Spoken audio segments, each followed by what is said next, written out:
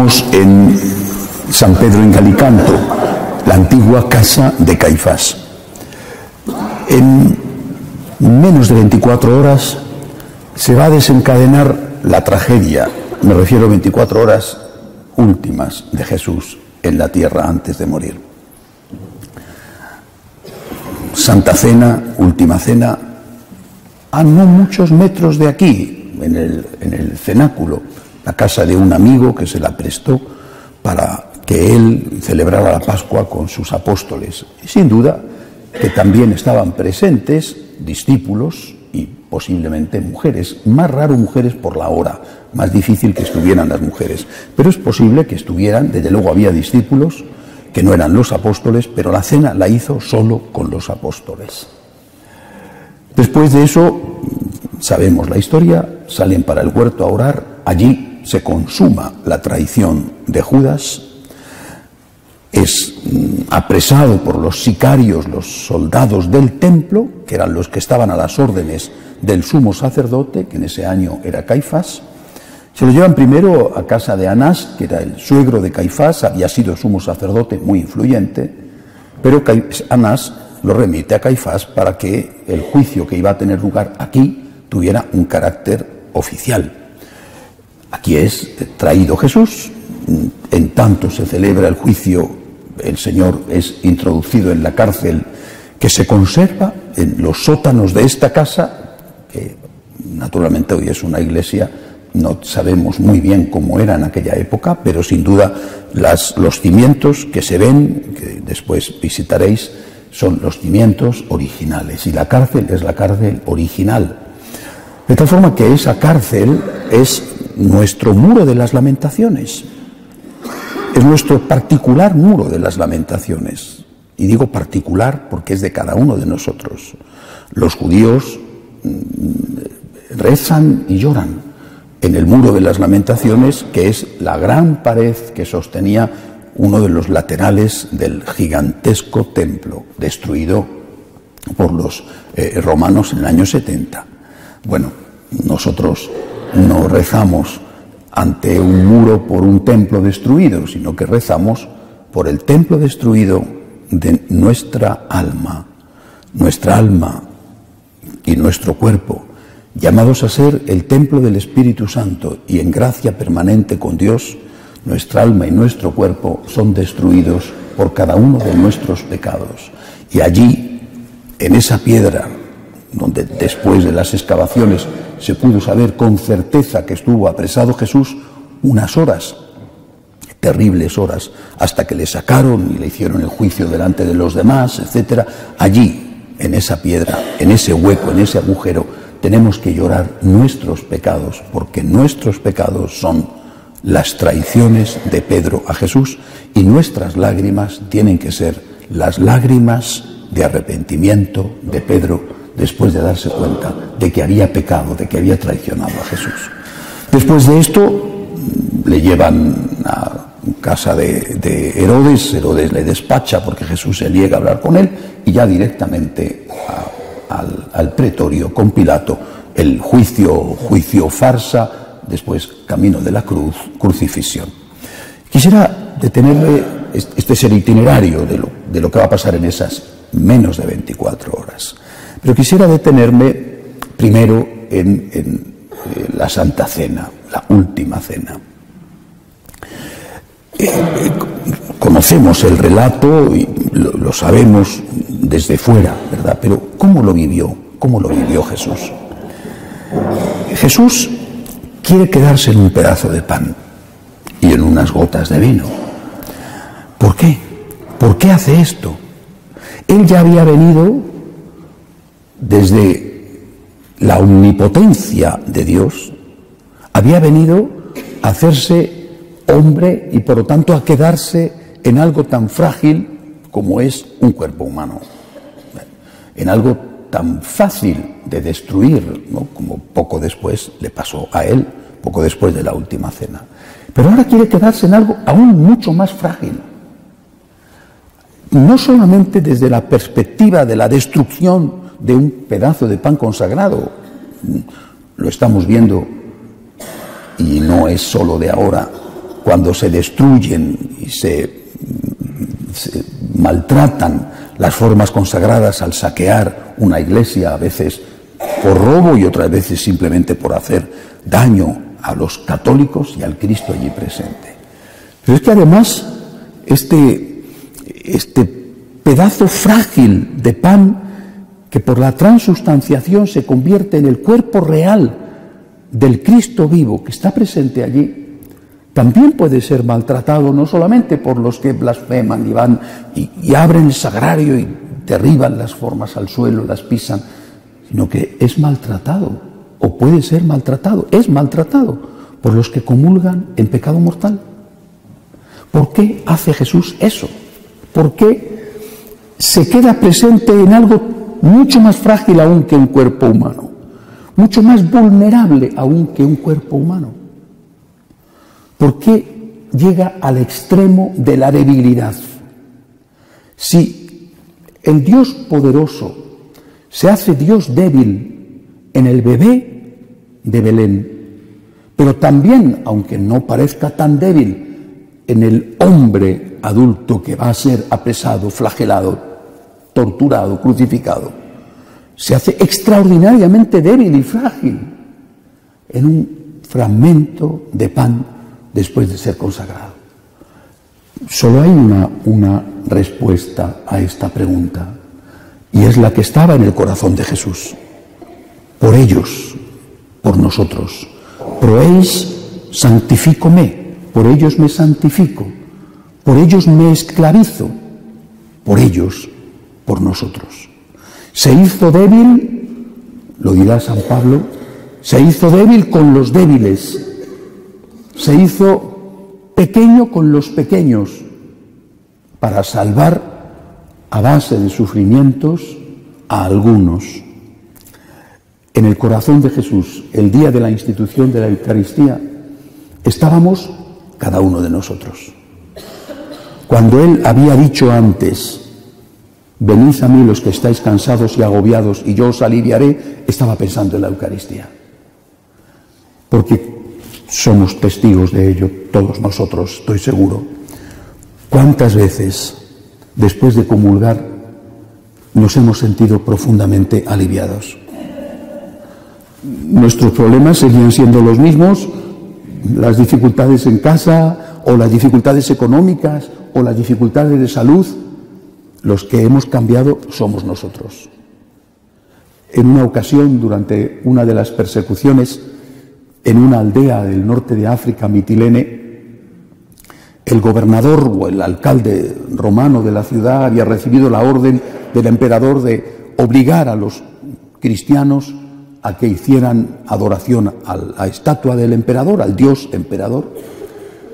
Y sabía perfectamente este gobernador, quizás su mujer era cristiana, no sabemos, que los cristianos esto no lo iban a hacer. Llamó a los responsables, al sacerdote, y le dijo: sé que no vais a querer adorar al emperador, lo sé. Vamos a hacer una cosa, yo no os voy a pedir adorar al emperador, porque sé que no lo vais a hacer, y yo no quiero mataros. Somos del mismo pueblo, además si os mato, que va a ser de la prosperidad del pueblo, ¿quién va a cuidar los campos? Yo no quiero mataros, hagamos una cosa, renunciad durante un tiempo a la misa, no vayáis más a misa, no vayáis a misa el domingo y desde luego los días de diario, renunciad a la misa, y así yo podré decir que en este pueblo no hay cristianos. Yo no os mato, vosotros no adoráis al emperador y simplemente renunciáis a ir a misa. Se reunieron los cristianos con el sacerdote y fueron a hablar con el alcalde, con el gobernador de Mitilene. Le dijeron: mátanos. ¿Pero por qué? ¿Por qué? Si yo no quiero mataros, ¿por qué? Contestaron: sin Eucaristía no podemos vivir. Sin Eucaristía no podemos vivir. Esto es así. Hay un franciscano de María que vive por motivos de trabajo, vive desplazado, es español, vive desplazado en una localidad de Turquía. La Turquía europea debe de ser cerca de la frontera con Grecia, me imagino, porque tarda 3 horas y media en ir a la primera iglesia católica que tiene, que está en Estambul. 3 horas y media en ir con autobús, 3 horas y media en volver. Hace ese camino todos los días el domingo. Tarda 7 horas en ir y volver, porque sin Eucaristía no puede vivir. Pero nosotros muchas veces nos cuesta trabajo cruzar la calle, ¿no? Qué pereza levantarte, o qué pereza coger el coche para ir a un sitio que está a lo mejor a 10 minutos de coche. ¡Qué pereza! Jesús se ha quedado en la Eucaristía, porque nosotros sin la Eucaristía no podemos vivir. Se ha quedado en la Eucaristía porque quiere ser el que nos da el consuelo desde dentro, no quitándote la enfermedad, haciendo que te toque la lotería, o que te llamen para darte el trabajo de tu vida, o que te quieran la gente que tú quieres. Porque al final la enfermedad aparecerá de una manera o de otra, el trabajo maravilloso terminará porque te jubilarás y pasarás a ser nadie, o casi nadie, y las personas que quieres se las llevará la muerte o te llevará a ti antes que a ellos. En cambio, Cristo está dentro de ti. Él quiere ser tu ayuda, tu consuelo. La presencia de Cristo en la Eucaristía es alimento, es consuelo, es refugio. Es allí donde vamos cuando no podemos más. Es el pan que nos sostiene, y por eso Él se ha quedado allí. ¿Es una presencia incondicional? No. No es una presencia incondicional. Es una presencia para todos, pero con una condición: estar en gracia de Dios. San Pablo lo recordará. Quien come y bebe el cuerpo y la sangre de Cristo, sin estar preparado, come y bebe su propia condenación. ¿Por qué? Porque la Eucaristía es una persona. La Eucaristía no es una cosa. La Eucaristía es un ser vivo. Es el corazón vivo de Jesús que late dentro del sagrario. Y como es un ser vivo, tiene derechos. Las cosas no tienen derechos, las personas sí. Y este ser vivo que se ha quedado para ser tu alimento, tu consuelo, tu fuerza, que se ha hecho debilidad absoluta, fragilidad absoluta, pone solo esta condición: amigo, si quieres que entre en ti, quita aquello que me ofende. Es elemental, ¿no? Es básico. Si estamos ofendiendo al Señor, ¿cómo vamos a estar en comunión con el Señor? Si nosotros, al estar en pecado y sin arrepentirnos, estamos ofendiendo a Cristo, ¿cómo vamos a querer que Cristo entre en nosotros? Comunión significa comunión, estar en comunión con alguien, estar de acuerdo con alguien. Por tanto, aceptar las enseñanzas de Jesús íntegras, y también estar en amistad con Él. Si no estoy en amistad con Cristo, ¿cómo es posible que yo quiera recibir a Cristo en mi casa? ¿En calidad de qué? ¿De forzado? ¿De, perdonadme la expresión, de violado? Es la única condición que pone Jesús. Puede ser joven, anciano, sano, enfermo, pobre, rico, de cualquier color de piel, de cualquier clase social, de cualquier país del mundo. A Él no le importa. ¿Estás bautizado? ¿Estás en gracia de Dios? Ven, o déjame que vaya a ti, porque yo me he quedado aquí para ser tu consuelo. ¿Lo estás pasando mal? Vete a la Eucaristía. Incluso si no puedes comulgar, porque no estás en gracia, vete a la Eucaristía, vete al sagrario, vete a rezar delante de Él. Quiere ser tu luz, tu fuerza y tu consuelo. Y sin Él, de verdad, no podríamos vivir. Sin Él no podríamos llevar las cargas de la vida, no podríamos. Como los cristianos de Mitilene: mira, mátanos porque de todas las formas no podemos vivir sin la Eucaristía. Repito, una persona que tiene derechos y que ejerce sus derechos poniendo exclusivamente esta condición: estar en gracia de Dios para recibirle.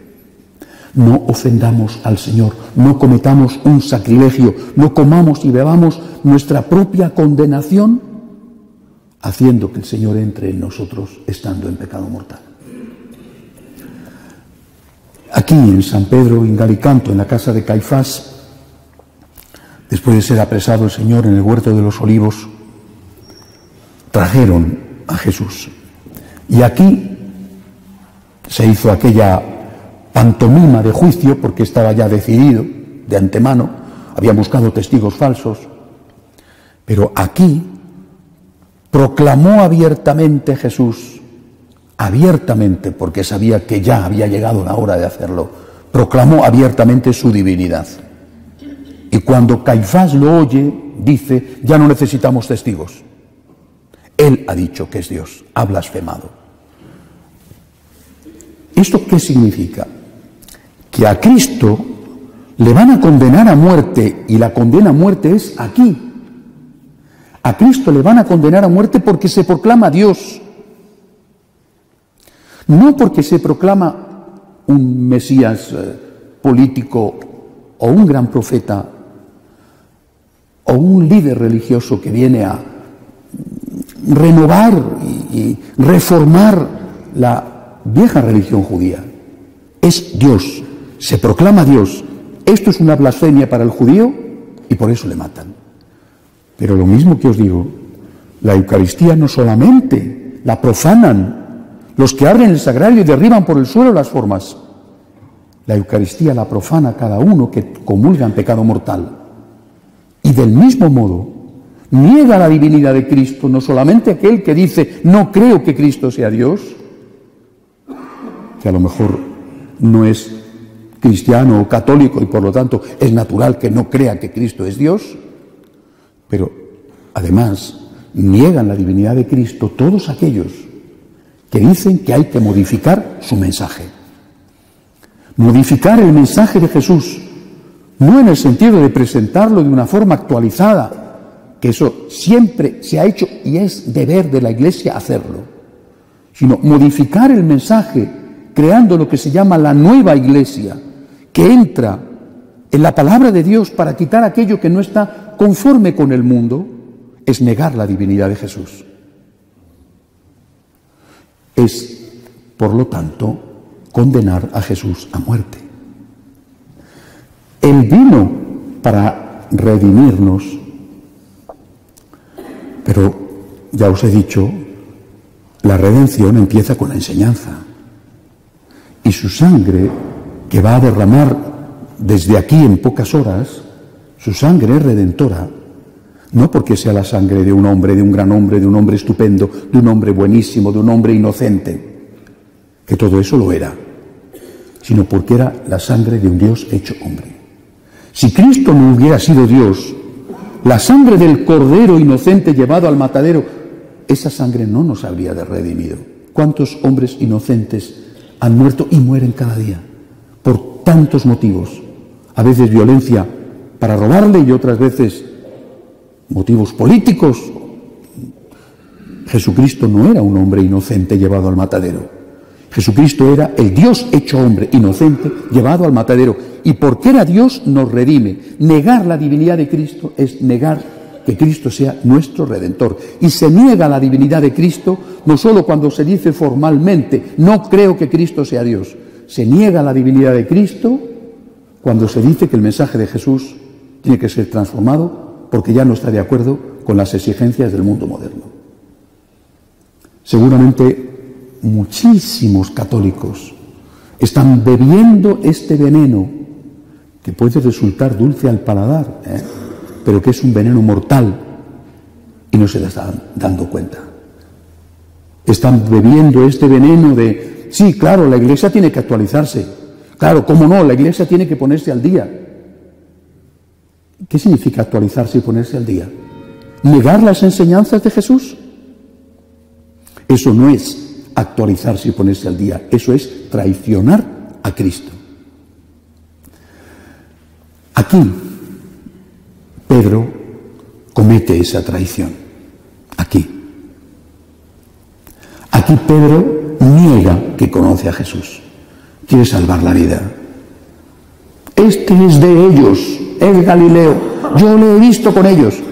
Mujer, no le conozco. Pedro, el vicario de Cristo, la cabeza de la iglesia, por miedo, por no enfrentarse con el mundo, niega que Cristo sea Dios y niega que Él sea seguidor de Cristo. ¡Qué tentación! No solamente para el Papa vicario de Cristo en cualquier época de la Iglesia, sino para cada obispo, para cada sacerdote y también para cada uno de nosotros, sea cual sea nuestra condición jerárquica. El mundo te rodea, te acosa, te pregunta: ¿vas a misa el domingo? ¿Vas a bautizar a tus hijos? ¿Te vas a casar por la iglesia? Si ya nadie lo hace.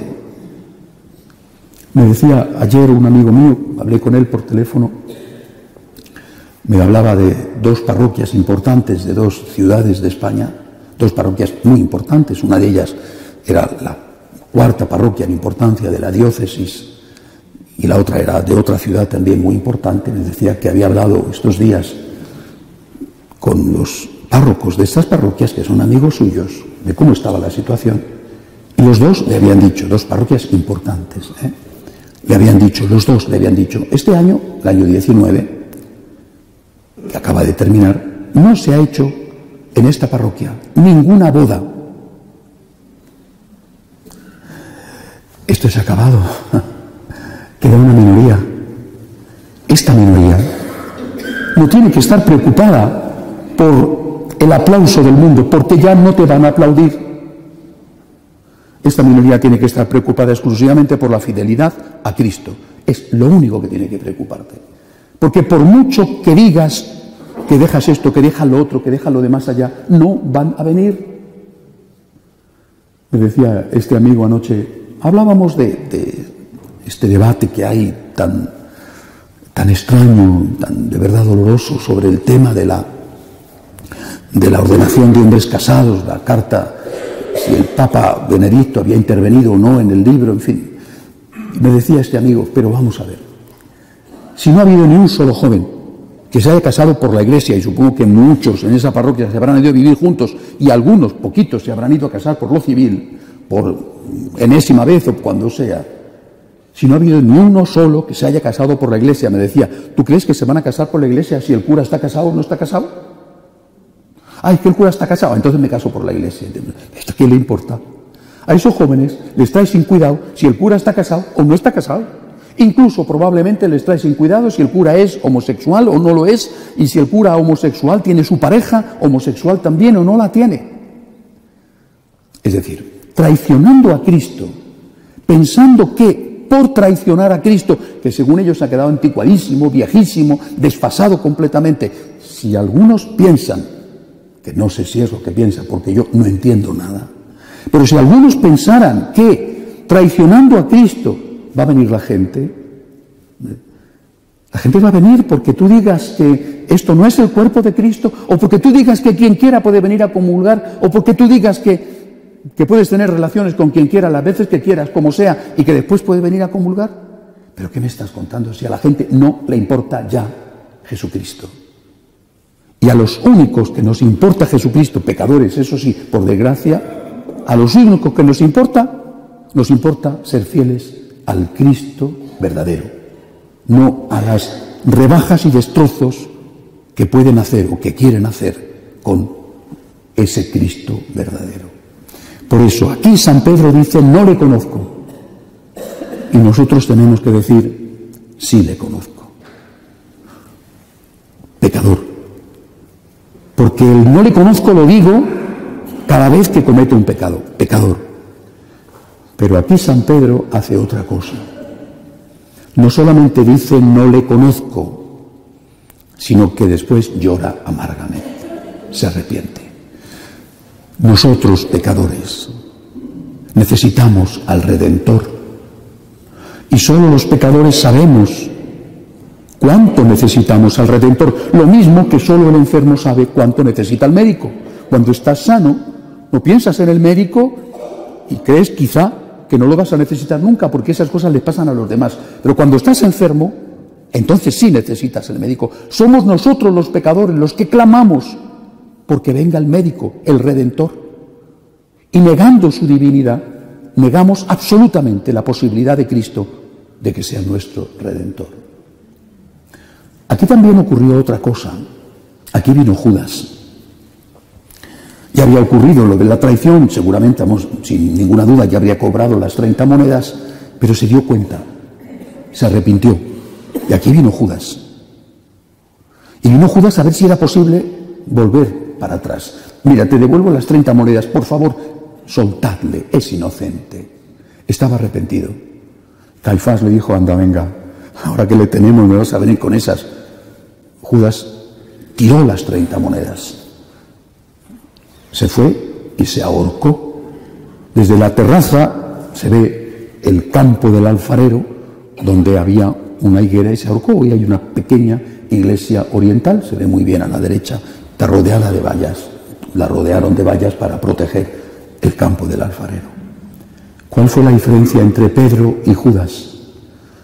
Pedro lloró, pidió perdón y terminó dando la vida por el Señor. Judas pensó que lo suyo no tenía perdón y se ahorcó. Y sí hubiera tenido perdón. ¿Fue más grave la traición de Judas que la traición de Pedro o que nuestras traiciones? Yo no me atrevo a decir eso. La diferencia está en, Señor, perdóname mis pecados. Tú, mi Redentor, perdóname mis pecados. Yo proclamo tu divinidad, porque de tu divinidad depende mi redención. Proclamo tu divinidad, aunque con cada pecado que hago niego tu divinidad. Y después lloro amargamente como Pedro. Señor, mi Redentor, perdóname mis pecados. Tenemos esperanza porque Cristo vino para eso, para sanar al enfermo y salvar lo que estaba perdido. Que así sea.